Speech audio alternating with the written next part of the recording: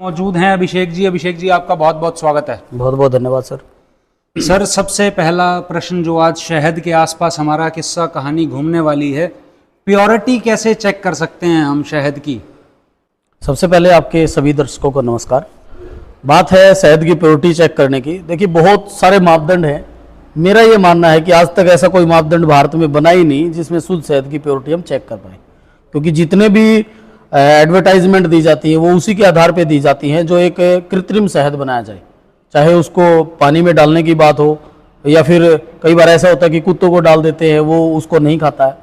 बाकी नेचुरल शहद जो मधुमक्खी के बॉक्स जो रखते हैं उनको बहुत बार कुत्ते जहाँ बॉक्स रखते हैं तो कुत्ते वहाँ खा लेते हैं। नॉर्मल अगर वो शहद हम किसी भी शर्ट पे डालते हैं तो नेचुरल जब होगा तो उसके ऊपर धब्बा नहीं बनता कोई भी। तो हम ये मानते हैं कि कई बार देखिए बहुत सारी चीजें हैं भाई, अखबार के ऊपर आपने बहुत सारे टेस्ट देखे होंगे, अखबार के ऊपर रख नोट देते हैं, के ऊपर रख के नोट के ऊपर रख देते हैं, जलता नहीं है। वो डिपेंड करता है शहद के अंदर मॉइस्चर कितना है। जितना मॉइस्चर कम होता जाएगा उतना ही वो ज्वलनशील होता जाएगा, और जितना मॉइस्चर ज्यादा होगा वो जलना बंद कर देगा। तो ये प्योरिटी के ऊपर डिपेंड नहीं करता है। प्योरिटी मैं मानता हूँ जो मधुमक्खी पालन करते हैं बॉक्स के अंदर, आज सबसे ज्यादा शुद्ध शहद सिर्फ मधुमक्खी पालकों के पास बॉक्स में मिल सकता है और कहीं भी नहीं मिल सकता। सर, पहले छत्ते हुआ करते थे बड़े बड़े पेड़ों पे, शीशम के पेड़ पे हो या किसी और पेड़ पे हो, उसके आसपास का जो एटमॉस्फेयर होता था, गुलाब का बाग है कहीं आसपास या सरसों के खेत है, वहाँ से रेक्टर इकट्ठा करके जो है लेकर के आती थी मधुमक्खी, रस चूस करके लाती थी और उसका शहद जो है बनाया जाता था।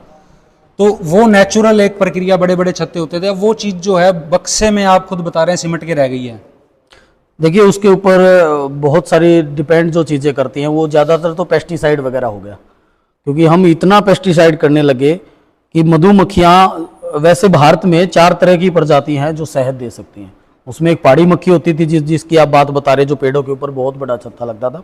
उसके बाद एक देसी मधुमक्खी होती थी जो छोटे छोटे किसी लकड़ियों में वह नीचे लगती थी। जो एक डोर सेटअप मधुमक्खी होती थी जो, और एक होती थी जो आपने कई बार देखा होगा कहीं छिद्र होता है उसके अंदर लगती, और जो चौथी है इटालियन मधुमक्खी है जो बॉक्स में रहती है। आज का जो मौसम है अपना, तापमान जो बढ़ता गया है, इसमें सिर्फ और सिर्फ 2 तरह की मधुमक्खी रह गई है। एक तो जो पहाड़ी मधुमक्खी का जो बहुत बड़े छत्ते लगते हैं वो भी कहीं कहीं देखने को मिलते हैं, और सबसे ज्यादा जो काम करने वाली मधुमक्खी है वो एपिस मेलिफेरा इटालियन मधुमक्खी है जो बॉक्सों में तब्दील हो चुकी है। तो इसका कारण कहीं न कहीं ज्यादा या तो तापमान का बढ़ना या फिर पेस्टिसाइड का बहुत ज्यादा प्रयोग होना, ये मान सकते हैं। सर, अब ये जो बॉक्स के अंदर मधुमक्खी है ये कहाँ से रस इकट्ठा करके ला रही है? ये भी तो बाहर से ही लाती होगी। तो पेस्टिसाइड का इफेक्ट तो सर उसके अंदर भी आ सकता है। जी देखिए, ऐसा है, इसको क्या करते हैं, जैसे मान लो कहीं भी रखे हुए हैं, सरसों का खेत है, अगर वहां पेस्टिसाइड का प्रयोग होने लगा तो इसको मधुमक्खी पालक उठा के दूसरे स्थान पर ले जा सकते हैं। लेकिन जो वहां परमानेंट मधुमक्खियां होती थी वहां पेस्टिसाइड पे वो अपने आप जगह छोड़ के नहीं जाती थी, क्योंकि वो उनके अंदर जो काम करने की क्षमता है या जगह छोड़ने की जो क्षमता वो केवल और केवल रानी मधुमक्खी देती है, जो बाहर नहीं घूमती, वो वहीं पर देगी। तो वो एकदम उसका परिवार इतना बड़ा हो चुका होता है, एक जगह से दूसरी जगह जाना संभव नहीं था उनके लिए। लेकिन मधुमक्खी पालक जब भी पेस्टिसाइड की आशंका होती है या पता चलता है तो उसको एक जगह से दूसरी जगह ट्रांसफर कर सकते हैं। तो मैं बोलूंगा कि मधुमक्खी पालन में या शहद उत्पादन में आज के दिन जो सबसे बड़ा योगदान है वो केवल और केवल मधुमक्खी पालक का बचा हुआ है। सबसे बड़ी बात तो आपने बताई, कोई मापदंड है नहीं प्योरिटी चेक करने का। दूसरी चीज आप बता रहे हैं कि बॉक्स के अंदर ही जो मधुमक्खी है वही प्योरिटी का एक संदेश है कि भाई वही प्योर है, बाकी नहीं है। अब जो गली में भी सर कई बार बेचने के लिए आते हैं शहद, उन्होंने छत्ता भी रख रखा होता है बड़ा, शहद भी होती है, और अपने अपने तरीके से हर कोई जो है उसको नाप करके दिखा रहा है और ये प्योरिटी है और इस तरह से प्योरिटी इसकी चेक हो सकती है पानी में डाल के या आग लगा करके। वो फिर क्या है जो गली में बेचने के लिए आ रहे हैं?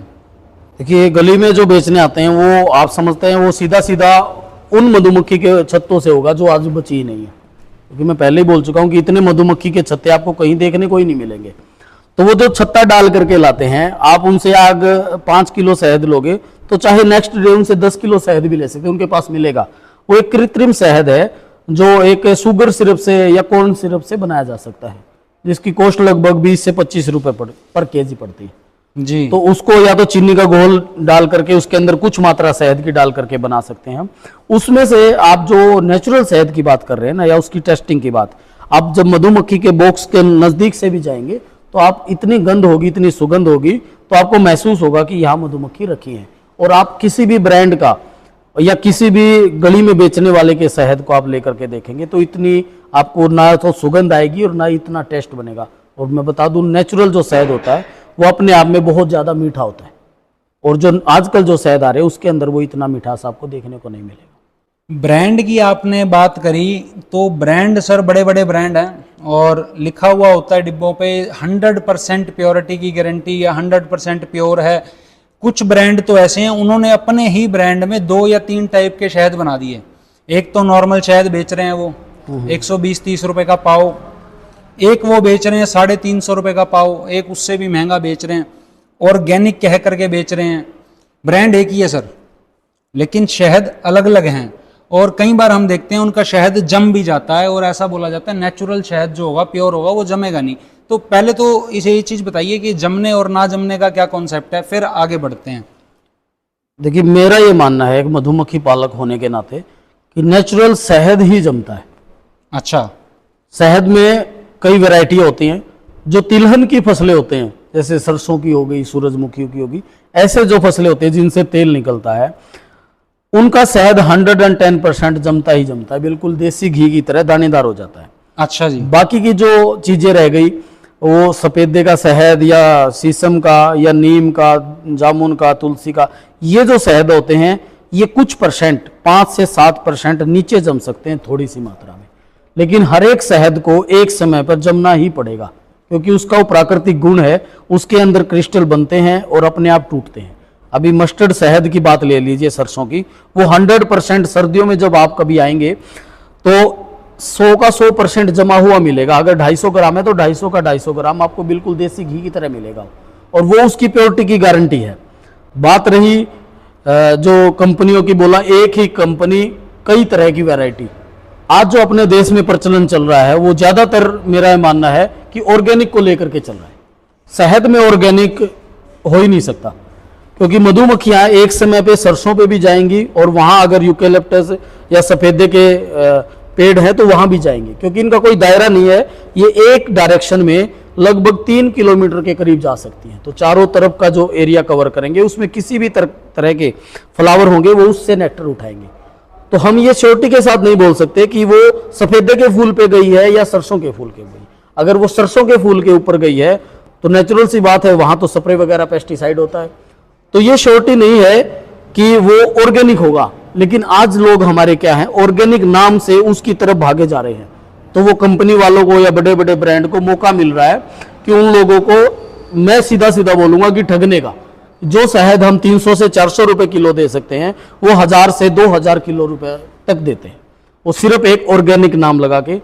आज ऑर्गेनिक, अगर कोई सब्जियों की भी खेती करता है तो सब्जियों की खेती भी अगर 3 साल भी आप पेस्टिसाइड नहीं डालते, 4 साल के बाद भी अगर उसको टेस्ट कराओगे तो उसके अंदर 99% पेस्टिसाइड मिलेगा आप लोगों को। और ये सिद्ध हुआ, हमारे गोरोंडा में लैब है, कोई भी टेस्ट करा सकता है। आज भारत में जो शुद्ध शहद या ऑर्गेनिक की बात है, तो सिर्फ अगर ऑर्गेनिक या शुद्ध शहद के ऊपर कंपनियां काम करती तो भारत में जमने वाला शहद खाया जाता, क्योंकि 90% जो हमारा उत्पादन है सबसे ज्यादा वो सरसों के शहद का होता है। अगर 100 किलो शहद का उत्पादन है तो 90% जो शहद हमारा सरसों का होता है, जो 100 का 100% जम जाता है, और ये 99% बाहर एक्सपोर्ट हो जाता है। तो जो हम खा रहे हैं, मैं ये मानता हूं कि जो हम भारत देश में शहद खा रहे हैं वो प्योर है ही नहीं, वो शहद ही नहीं है। मतलब जो बड़े बड़े ब्रांड दे रहे हैं वो प्योर शहद नहीं है। बिल्कुल। और ये बाबा जी भी बेच रहे हैं शहद, और भी बड़े बड़े हैं भाई, स्वदेशी भी है ये और नेचुरल भी है, दावा करते हैं, वो सब इसी कैटेगरी में आप रखते हैं? मेरा ये मानना है कि ज्यादातर जितने भी ब्रांड हैं, चाहे वो पुराने, आपने एक टेस्ट रिपोर्ट भी देखी होगी, बाबा जी का नाम ले रहे हैं या और भी बड़ी ब्रांड कंपनी है, 9 से 11% ज्यादा पेस्टिसाइड मिला उन्होंने, एंटीबायोटिक मिला है। तो भारत में जब शहद इतना उत्पादन हो रहा है और ज्यादातर जमने वाला शहद का उत्पादन हो रहा है, तो वो इतना बाहर क्यों भेजा जा रहा है? और भारत से हम चाइना से कॉर्न सिरप इतना इंपोर्ट क्यों कर रहे हैं, जब हमारे भारत देश का शहद बाहर भेज रहे हैं हम, तो इंपोर्ट इतना करने की हमें आवश्यकता भी नहीं है। और रेट की बात रही, मधुमक्खी पालक जो खुद काम करता है उसका भी आप अगर रेट लोगे तो 400-300 रुपए किलो, तो वो खुद बेचने की क्षमता रखेगा, क्योंकि उसमें उसका खर्च भी कंप्लीट नहीं होता। और जो और ब्रांड है वो 300 रुपए 400 रुपए किलो या 1000 रुपए तक तो सिर्फ ऑर्गेनिक नाम से, नॉर्मल आप बात देखेंगे तो 400 रुपए किलो तक ही बेचेंगे वो। तो ये संभव नहीं है कि एक मधुमक्खी पालन से शहद भी खरीदो, डिस्ट्रीब्यूटर को भी दो और अपनी एडवर्टाइजमेंट भी करो और लॉस में ऐसा कोई नहीं बेचेगा। 110% वो नेचुरल हनी नहीं है, मिलावट है उसमें 100%, चाहे कोई भी ब्रांड हो। बिल्कुल जी। अब सर बॉक्सेस पे आ जाता हूं मैं। बॉक्स के अंदर जो मधुमक्खी पालन हो रहा है ये क्या प्रक्रिया है, मैं चाहूंगा दर्शकों को एक बार आप समझाएं, लोगों को नॉलेज नहीं है इस बारे में। देखिए बहुत अच्छा कॉन्सेप्ट है, इसमें सेंट्रल गवर्नमेंट और स्टेट गवर्नमेंट दोनों हिस्सेदारी करती है और काफ़ी अच्छी अभी तो योजनाएं चला रखी है। 85% तक मधुमक्खी पालन जो करना चाहता है ट्रेनिंग देते हैं हॉर्टिकल्चर डिपार्टमेंट में या कृषि विज्ञान केंद्र में भी, तो 85% उसमें सब्सिडी दी जाती है। 50 बॉक्स की एक यूनिट रखी जाती है, तो बॉक्स के ऊपर भी अलग से सब्सिडी, और जो उसके अंदर एक बॉक्स के अंदर 8 से 9 छत्ते होते हैं जिसमें मधुमक्खियां शहद भरती हैं या बी पोलन भरती हैं, तो उनके ऊपर 85% सब्सिडी होती है, तो हम अपना काम शुरू कर सकते हैं। बात रही कैसे होता है, उसमें जो 9 बॉक्स होते हैं उसमें लगभग लाखों की संख्या में मधुमक्खियां होती हैं, एक रानी मधुमक्खी होती है और 5 से 7% उसमें नर मधुमक्खी होती है, और जितना बच गया बाकी वो वर्कर बीज होती हैं, कमेरी मधुमक्खियां होती है जिनके ऊपर पूरा डिपेंड करता है बाहर से लाना। इसमें इतनी अच्छी मैनेजमेंट होती है, आप बोलेंगे कि चौकीदार अलग से रहेगा और रानी मधुमक्खी के साइड उसके चारों तरफ बॉडीगार्ड अलग से रहेंगे। एक बॉक्स के अंदर सिर्फ एक रानी मधुमक्खी हो सकती है, उसकी ही सुगंध से सारी मधुमक्खियां अपने बॉक्स को पहचानेंगी। अगर आपने यहाँ एक बॉक्स रख दिया और दूसरा बॉक्स यहाँ है तो इस बॉक्स की मक्खियां इस बॉक्स में नहीं जाएंगी, और काफी अच्छा कॉन्सेप्ट है। अगर नौजवान युवा भी करना चाहें तो खेती के साथ साथ काफी अच्छी मात्रा में कर सकते हैं। गवर्नमेंट इनिशिएटिव है इसके अंदर, तो टोटल जैसे आप बता रहे हैं 80-85% की सब्सिडी भी आ रही है इसमें, कितनी कॉस्टिंग लगा करके शुरू किया जा सकता है ये व्यापार? मिनिमम 1 लाख के करीब से ये काम शुरू किया था। इससे हट जाती है सब्सिडी, सब्सिडी को लगा करके ये कॉस्ट लगानी पड़ती है, आपका काम स्टार्ट हो सकता है। सबसे लो कॉस्ट का बिजनेस मॉन्सून 1 लाख रुपए कुल लगाने पड़ेंगे लगभग, और बिजनेस स्टार्ट हो जाएगा। जी बिल्कुल। बाकी उन्हें अपनी मार्केटिंग करनी है और सेल बढ़ानी है, वो किस तरह से? हाँ, इसमें 2 डिपार्टमेंट है। देखिए, एक तो वो जो कुछ पैकर हैं या कुछ इंपोर्टर हैं या एक्सपोर्टर हैं, 2 तरह के हैं। जैसे कुछ पैकर होंगे वो एक अच्छा प्राइस खरीदते हैं, और जो इंपोर्ट एक्सपोर्ट करने वाले हैं वो एक लो प्राइस पे रखते हैं। तो डिपेंड करता है कि मधुमक्खी पालन किस लाइन में जाना चाहेगा। हमने पहले 4 साल ऐसा काम किया कि हम उत्पादन करते और अपनी कमाई का सारा हिस्सा एक्सपोर्टर इंपोर्टर को दे देते, वो एक अच्छे खासे मार्जिन के ऊपर विदेशों में भेजता है। तो उसके ऊपर वो मेहनत पे डिपेंड करता है कि वो पैकेजिंग करके अपने प्राइस को बना सकता है, अपने मार्केट में दे सकता है, वो उसकी मेहनत के ऊपर डिपेंड है। वो जितनी करेगा उतनी अच्छी कमाई ले सकता है। सर आपने कितने फार्म अभी लगा रखे हैं इस आज की सिचुएशन में? अभी मेरे पास 700 के करीब मधुमक्खियां हैं, क्योंकि इससे ज़्यादा शायद हम संभाल भी नहीं पाए। मैंने स्टार्ट किया था 20 मधुमक्खी बॉक्स से। अच्छा जी। और 12 साल का करीब कैरियर हुआ। मैं यहाँ हरियाणा से रोहतक डिस्ट्रिक्ट से बी ब्रीडर हूँ, जो एक 5 साल का जिसका एक्सपीरियंस होता है उसके पास अथॉरिटी होती है कि ये सब्सिडी दिलवाने से जब हम कोई बिल बना कर देंगे तो ही ये सब्सिडी उनको मिलेगी। अच्छा, हाँ जी। जो आगे सेल परचेज कर रहा है या एक्सपोर्ट कर रहा है इसे? जी सर ये तो बात हो गई गुणवत्ता की, सेल परचेज की, और मधुमक्खियों के बारे में भी आपने बताया यहाँ से वहाँ नहीं जाती। अब थोड़ा सा मैं आपका पर्सनल आ जाता हूँ कि आपने ये मधुमक्खी का बिजनेस क्यों चुना? देखिए, मैं पॉलिटेक्निक इंजीनियरिंग किया हुआ हूँ। उस समय जब मैं करता था तो मेरे अंकल जी ने 2000 में स्टार्ट किया था। हमें इसकी ABCD भी नहीं आती थी, लेकिन मैं रुचि रखता था स्टार्टिंग से ही। मेरी जॉब लगी 2010 में। इंटारवो एक कंपनी होती थी ग्रेटर नोएडा के अंदर। तो उस समय ये था कि वो हम जॉब में जाएं या ये करें, लेकिन मेरी फैमिली का जो बैकग्राउंड है वो लगभग गवर्नमेंट जॉब का रहा है। लेकिन मैंने आज तक कोई फार्म नहीं भरा। मेरा स्टार्टिंग से ये था कि हमें कुछ बिजनेस करना है। उसका अल्टरनेट चाचा जी ने दे दिया था कि वहाँ से मधुमक्खी के बॉक्स स्टार्ट करना। उसके साथ साथ मेरे जो दूसरे चाचा जी हैं वो साइंटिस्ट हैं कृषि विज्ञान केंद्र में। अच्छा जी। तो उनसे हमें हेल्प मिली और मैंने 1 वीक की ट्रेनिंग ली कृषि विज्ञान केंद्र रोहतक से ही। तो वहाँ से मेरा सेटअप चला आज मैं पूरे इंडिया में ऐसी कोई जगह नहीं है जहां मैं गांव में बैठ करके शहद नहीं बेचता हूँ। Door to door step delivery देते हैं हम पूरे इंडिया में। रिटेल में कोई आपसे शहद लेना चाहे उसको भी दे देंगे आप? देखिए, हम कोशिश करते हैं कि कोई नया आए और काम स्टार्ट करे, लेकिन बहुत ज़्यादा लेवल पर नहीं, क्योंकि हम संपर्क करा दें। क्योंकि मेरा जो अनुमानित शहद रहता है, मैं पूरा स्टॉक इतना रखता हूँ कि जिन लोगों के साथ लगभग मैं 50,000 पूरे इंडिया में 50,000 लोगों से डायरेक्ट जुड़ा हूँ, तो कोशिश रहती है कि पहले उनकी जो मांग रहती है, जो ख्वाहिशें रहती है, उनको हम पूरा कर सकें शहद के उसमें। उसके अलावा अगर कोई नया चाहता है या कुछ छोटे लेवल पे स्टार्ट करना चाहता है, तो बिल्कुल हम बेझिझक उसको शुरुआत करवाने का। मैं चाहूँगा अपना नंबर आप दे दें एक बार। हमारा संपर्क करने का नंबर है 7557557001 755 755 7001। ज़्यादातर जो काम रहता है, क्योंकि बहुत बार कॉल आ जाती हैं, तो व्हाट्सअप करें, व्हाट्सअप से आपको पूरी डिटेल मिल जाएगी। अच्छा सर, ये आप ब्रांड वालों को भी सप्लाई करते हैं? कोई बड़े ब्रांड हों जो आपसे शहद खरीद लेते हो? अक्सर मैंने ऐसा देखा है, कोई बहुत बड़े बड़े जो ब्रांड होते हैं वो छोटे जो होते हैं मैन्युफैक्चरर, उनसे सामान खरीद लेते हैं और ठप्पा लगा करके महंगा उसे बेचते हैं। ऐसा शहद के मामले में भी होता है? जी बिल्कुल होता है। मैंने जब स्टार्ट किया 2016 में, तो 2017 में एक बहुत बड़ी भारत की कंपनी से मेरे को ऑफर आया था कि आप अपना सारा शहद शुद्ध हमें भेजें। लेकिन हमने वहाँ जाना उचित नहीं समझा, क्योंकि क्या होता है, अगर मैं आपकी सारी चीज़ें खरीद लूँ और उनके पास इतना पैसा है कि 4 साल 3 साल के बाद वो आपको छोड़ सकते हैं, आपको 4 साल के बाद फिर से बिजनेस स्टार्ट करना पड़ेगा। तो मैं और लोगों को भी कहना चाहता हूँ, उस चंगुल में न फंसे। जब हम शुद्ध कर रहे हैं तो जरूरी नहीं वहीं जाएंगे लोग, हमारे पास भी आएंगे। अपना बिजनेस आज नहीं तो 5 साल के बाद स्टार्ट करना पड़ेगा, तो क्यों नहीं आज ही किया जाए। तो मेरा मानना है कि अपने पर्सनल खुद के लेवल पर अपना बिजनेस बनाए। जो 4 साल आप उनको देंगे, 4 साल के बाद जब वो आपको छोड़ेंगे, तो आपको फिर से 4 साल लगेंगे अपना बिजनेस सेटअप करने में। तो स्टार्टिंग के ही 4 साल लगाएं, जोश भी होगा, मेहनत भी होगी, और उसमें आपके सक्सेस की शायद परसेंटेज भी ज़्यादा होगी। सर, एक छत्ता हमने सुना है, वो छत्ता भी खाया जाता है शहद के साथ साथ, कि उसको हम कॉम हनी बोलते हैं जी। कॉम हनी की प्रोसेस जो होती है, मधुमक्खी के बॉक्स के ऊपर एक सुपर लगाया जाता है। जो पहले वाला बॉक्स होता है उसके अंदर बहुत सारी चीज़ें होती हैं, जैसे मधुमक्खी एगलिंग करती है, बच्चे निकलते हैं, ब्रूड बनता है, रॉयल जेली होती है, मोम होता है, बी पोलन होता है, तो बहुत सारी चीज़ें होती हैं। लेकिन जब उसके ऊपर सुपर लगाया जाता है, उसके अंदर सिर्फ और सिर्फ हनी होता है। तो उसके ऊपर जाली लगाई जाती है। जाली लगाने का सिर्फ मतलब ये होता है कि उसके अंदर से रानी एंट्री न करे ऊपर, क्योंकि रानी मधुमक्खी जब जाएगी तो एगलिंग करेगी।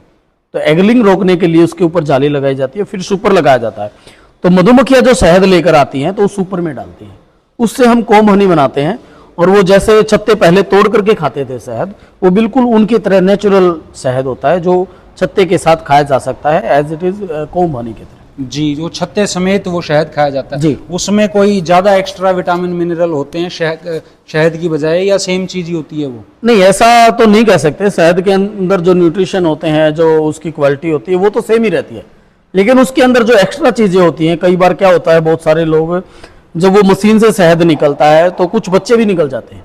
हालांकि वो शहद के अंदर नहीं जाते, जाली में छन जाते हैं, लेकिन फिर भी लोग ये मानते हैं कि उससे ज़्यादा शुद्ध होता है कॉम हनी। उसके अंदर ओनली शहद होता है या बी पोलन होता है। जी। एक रॉयल जेली का जो आप नाम ले रहे हैं, ये और भी कॉस्टली ब्रांड बेचते हैं, ये क्या चीज़ है? इस पर थोड़ा प्रकाश आप डालिए।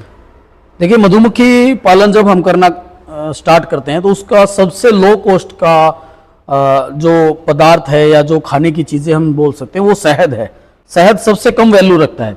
उसके ऊपर आता है बी पोलन, जिसके अंदर मतलब 40% तो नेचुरल प्रोटीन होता है, जो बच्चे या लोग बॉडी बिल्डिंग के अंदर जो प्रोटीन यूज़ करते हैं, तो अगर उसको यूज़ करेंगे तो ज़्यादा बेनिफिट देगा। उसके बाद रॉयल जेली आती है, उससे भी हाईएस्ट प्राइस की।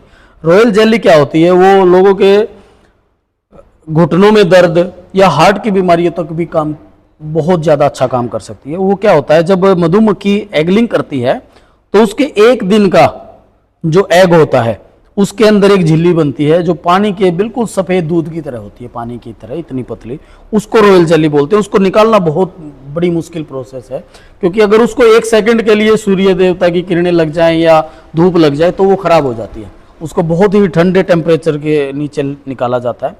उसके बाद एक बी वेनम भी आपने कभी सुना होगा, मधुमक्खियों का जहर होता है जो ये डंक लगाती हैं, उससे कैंसर की दवाइयाँ अभी भारत में भी कोशिश चल रही है टेस्टिंग के लिए, लेकिन अमेरिका में स्टार्ट हो चुके हैं और काफ़ी अच्छा उसमें सुधार देखने को मिला लोगों को। तो bee venom, royal jelly, bee pollen और हनी, बहुत सारी ऐसी चीज़ें हैं जो अगर इसमें प्रॉपर प्रोफेशनल तरीके से कोई काम करना चाहे तो बहुत ज़्यादा ऐसी हैं।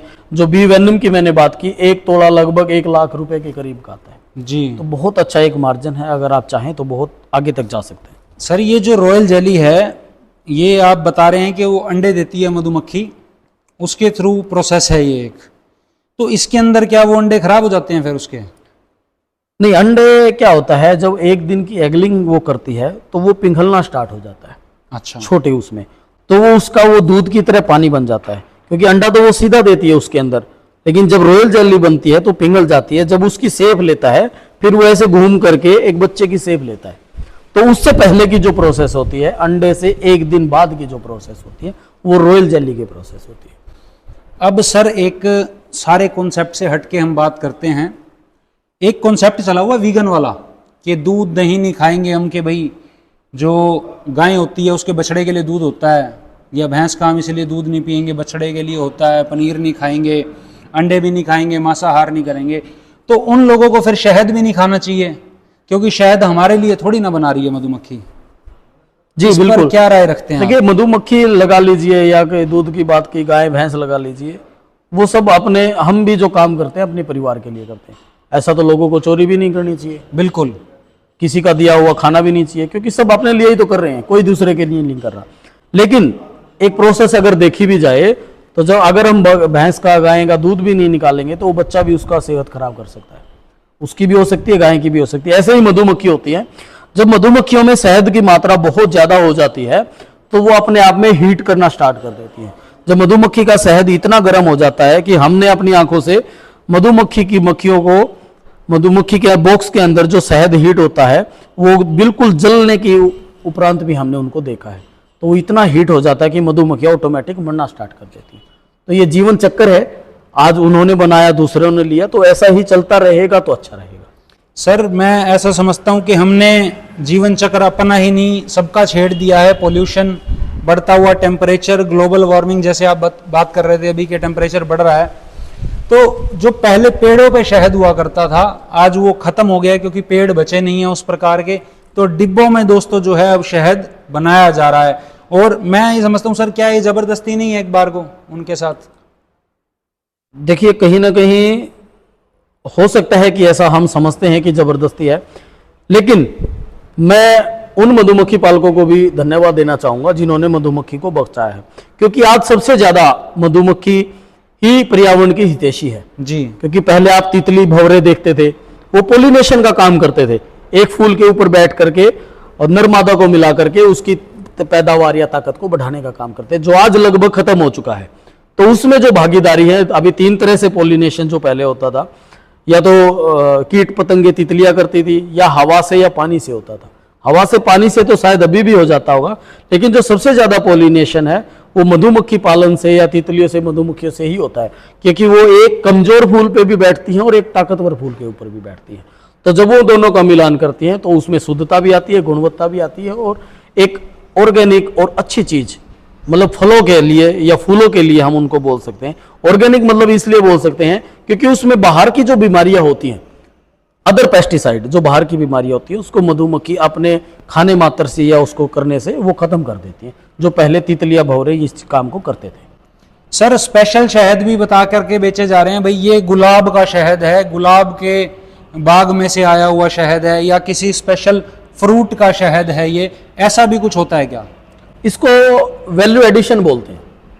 आज कृषि विज्ञान केंद्र में या अपने भारत में भी एक एकीकृत मधुमक्खी पालन केंद्र बनाया गया है कुरुक्षेत्र के रामनगर में। ये एक मधुमक्खी पालक को, एक किसान को आगे बढ़ाने की प्रोसेस है। उनको एक वैल्यू ऐड करना सिखाया गया है। एक नेचुरल तरीके से शहद लेते हैं, चाहे गुलाब के फूलों का भी ओरिजिनल रस हो, उसके अंदर वैल्यू ऐड की जाती है। मान लो गुलाब के अंदर शहद मिलाया जाता है तो वो गुलाब का फूल उसको हम बोल सकते हैं, लेकिन वो कृत्रिम गुलाब का फूल होगा, नेचुरल नहीं होगा। हाँ, तुलसी का, जामुन का, जिस पेड़ के ऊपर, जिस पौधे के ऊपर फूल आते हैं, जहां से नेक्टर इकट्ठा किया जा सकता है, वो शहद ओरिजिनल शहद, नेचुरल शहद होते हैं। और जो गुलाब का होता है वो शहद ओरिजिनल होता है, लेकिन जब गुलाब की बात आती है तो वो एक कृत्रिम रूप दे करके वैल्यू ऐड करके उसको बनाया जा सकता है। उसको हम खा सकते हैं नेचुरली, कोई दिक्कत नहीं होती। मतलब उसमें रस मिला दिया जाता है गुलाब का। जी, वैल्यू एडिशन, उससे प्राइस ज्यादा हो सकता है। जी, तो वैसे कहाँ कहाँ पर ये चीजें हो सकती है और कहाँ नहीं हो सकती, कहाँ पर बेवकूफ बनाया जा सकता है? देखिए, बेवकूफ तो ऐसा है सर, जिसको नॉलेज नहीं है। अगर मैं ये बोल दूं आपके सामने कि ये शहद है, इसके अंदर ये चीजें मिलाई, अगर आपको नॉलेज नहीं है, जो कि 99% इंडियन को है ही नहीं शहद के बारे में। दूध के बाद शहद ही एक ऐसा है, अगर हम कहीं ब्रांड से खरीदते हैं तो सबसे ज्यादा मिलावट है, नंबर 1 पर दूध आता है, उसके बाद शहद के अंदर बहुत ज्यादा मिलावट है। तो मेरा ये मानना है कि आपको जो शुद्ध शहद की जानकारी देगा वो केवल मधुमक्खी पालक देगा। मैं आपको एक भ्रम में, और आप शायद वो प्रश्न नहीं पूछ पाए, आजकल लोग मधुमक्खी पालक का जब नाम आता है तो चीनी की भी बात आती है साथ में, कि मधुमक्खी पालक बॉक्स में चीनी डाल देते हैं जिससे वो शहद बनाते हैं। ऐसा कभी भी नहीं हो सकता, क्योंकि अभी का जो समय चल रहा है, जून का महीना, इसमें कहीं भी आप इतनी दूर से आए हैं कि इधर उधर पूरे हरियाणा में घूमते हैं, कहीं पर भी ऐसे फूल या पौधे नहीं मिलेंगे जहां से नेक्टर इकट्ठा कर सके मधुमक्खियां। तो सिर्फ उनकी जीवन लीला को बचाने के लिए उसमें मीठे पानी के घोल को दिया जाता है ताकि वो जीवित रहें, लेकिन उस समय शहद कलेक्ट नहीं किया जाता। शहद जब कलेक्ट होता है उस समय कृत्रिम घोल या चीनी का घोल उनको नहीं दिया जाता, वो बिल्कुल नेचुरल। और जब शहद आएगा, जैसे नवंबर में स्टार्ट हो जाता है सरसों से या यूकेलिप्टस से, उस समय जब वो पानी का घोल भी रखेंगे तो मधुमक्खियां उठाएंगे नहीं, सिर्फ नेक्टर से लेकर के आएंगे। तो ये तथ्य भी गलत है कि मधुमक्खी पालक चीनी देते हैं, ऐसा नहीं है।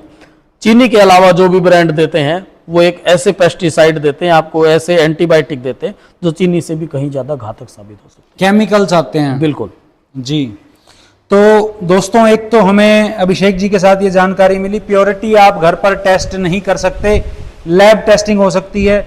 दूसरी चीज, शहद की जो मैन्युफैक्चरिंग हो रही है उसमें भी मिलावट हो रही है। अभिषेक जी ये हमें खुद बता रहे हैं कि बड़े बड़े जो मैन्युफैक्चरर्स हैं वो किस तरह से मिलावट कर देते हैं उसमें इंजेक्शंस या केमिकल्स के थ्रू। तीसरी चीज दोस्तों जो निकल करके आई है कि जितना भी बड़ा ब्रांड हो या छोटा ब्रांड हो, जिसकी जितनी स्ट्रॉन्ग मार्केटिंग है उसका रेट उतना तेज होगा। जितना बड़ा ब्रांड होगा, जितनी बड़ी मार्केटिंग होगी, किसी अभिनेत्री से अगर वो शहद बिकवाएगा तो उसकी कॉस्टिंग आपसे ही निकालेगा। यही चीज है सर? जी बिल्कुल। अब जाते जाते सर लास्ट में एक प्रश्न मैं ये लूंगा कि अगर नेचुरल शहद किसी ने खाना है पेड़ पे लगा हुआ, तो अब कौन से एरिया जैसे इंडिया में बचे हुए हैं, आपका सारी जगह लगभग शहद जाता है, जहां पर देखने को मिल सकता है नेचुरल शहद पेड़ों पे लगा हुआ? देखिए, अपने हरियाणा में तो ज्यादा नहीं बोल सकता इस साइड, तो अगर इस साइड भी होंगे तो या तो पंचकुला साइड, क्योंकि जहां पर पेड़ पौधे या छायादार होंगे, पानी की व्यवस्था होगी, उस साइड आपको ज्यादा मधुमक्खी के छत्ते देखने को मिल सकते हैं। या पर आप हिमाचल की साइड जा सकते हैं। लेकिन अगर आप लोगों को वैसा ही शुद्ध शहद हो खाना है या प्रयोग करना है, तो आपके नजदीक बहुत सारे मधुमक्खी पालक भाई आएंगे जो सिर्फ आपके लिए काम कर रहे हैं, अपना जीवन यापन कर रहे हैं मधुमक्खी पालन करके। वो पहले ऐसे किसान हैं जिनके पास खुद की जमीन नहीं होती, जो इधर से उधर घूमते हैं सिर्फ शुद्ध चीज के लिए। आप उनसे खरीदें, मैं दावा कर सकता हूं कि जैसा आपने वर्षों पहले शहद खाया होगा वैसा ही टेस्ट आपको मधुमक्खी पालन के शहद में बिल्कुल आज भी वही मिलेगा। कुल मिलाकर के जो मधुमक्खी पालक है वहीं पर शहद अब मिल सकता है ओरिजिनल, बाकी मिलना कम चांस है। जी बिल्कुल, आप कह सकते हैं ऐसा कि मधुमक्खी पालक जो मेहनत कर रहा है वो आपके स्वास्थ्य के लिए कर रहा है और अपने घर को चलाने के लिए कर रहा है। घर को चलाने के लिए कर रहा है, ना कि बहुत बड़ा पैसा कमाने के लिए कर रहा है। वो अपना जीवन यापन चला रहा है, तो आप उनसे खरीदें। और वो ऐसा भी है, आपसे मैं अगर कोई चीज लेता हूं तो नेक्स्ट टाइम आपको बोल भी सकता हूं। अगर आप किसी ब्रांड से लोगे तो सिर्फ दुकानदार को बोल सकते हैं, और दुकानदार की इतनी हिम्मत नहीं है कि वो किसी कंपनी में जाकर के उसकी शिकायत कर सके। सर, मधुमक्खी का वेनम की बात कर रहे थे, डंक मार लेती है, जहर होता है, तो कभी डंक भी मारा है मधुमक्खी ने? बहुत सर, एक जब हम शहद निकालते हैं तो एक बार में 50-50 मधुमक्खी हाथों पे काट जाती हैं। अच्छा। लेकिन शरीर ऐसा हो चुका है कि उसकी नाई को सूजन आती, और इसका बेनिफिट भी है। आपको भी मैं बोलता हूँ, कभी भी कहीं भी वीडियो शूट करें, मधुमक्खी पालकों के जब पास जाए तो अगर वहां से निकले तो एक आध मक्खी काटे तो बहुत स्वास्थ्य के लिए अच्छा होगा आपको। मैं ये दावा करता हूँ कि कभी बुखार भी नहीं होगा मधुमक्खी के काटने से। हाँ बिल्कुल, कोई साइड इफेक्ट तो नहीं होगा? नहीं सर, ऐसा कुछ भी नहीं होगा। देखिए कुछ तरह के लोग होते हैं जो एलर्जी जिनको होती है या दमा लगा लीजिए, ऐसी चीजें होती है, उनको शहद भी नुकसान दे सकता है और मधुमक्खी का डंक भी नुकसान दे सकता है। लेकिन वो एक थोड़ा सा लेवल उसका बढ़ जाएगा तो नॉर्मल तरीके से 1-2 मधुमक्खी ने काटा या 1-2 चम्मच शहद खाया, ऐसा कोई साइड इफेक्ट नहीं होता। कोई चीज सर आपको लगता हो जो हमारी वार्तालाप के दौरान रह गई हो, आप ऐड ऑन करना चाहते हो तो प्लीज।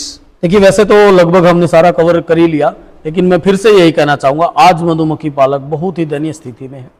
क्योंकि मेरे पास भी बहुत सारे मधुमक्खी पालकों के भाइयों के कॉल आते हैं, उनका पूरा हिस्सा बड़े बड़े ब्रांडों ने ले लिया जो उनसे शहद नहीं लेते, लेकिन जो पूरी मार्केट कैप्चर है वो ऐसे ब्रांडों के पास है जो शायद शुद्ध चीजें आप लोगों तक नहीं पहुंचाते या असमर्थ हैं शुद्ध चीजें पहुंचाने में। तो सिर्फ मेरे कहने से एक बार आपके आसपास या किसी से भी, हम जैसे से किसी भी मधुमक्खी पालक से वो शहद खरीदें और बिल्कुल उनका साथ दें ताकि उनका जीवन यापन भी अच्छा हो सके। जी, तो दोस्तों यही संदेश आज की वीडियो से मैं दूंगा कि सबसे पहले तो पर्यावरण बचाइए, पेड़ पौधे लगाइए, उनकी देखभाल कीजिए। सिर्फ पेड़ लगाना जो होता है एक उचित चीज नहीं है, उसकी देखभाल करनी। एक पेड़ को बड़ा होने में, वयस्क होने में 10 साल लग जाते हैं, तब उस पर के छत्ता बनेगा।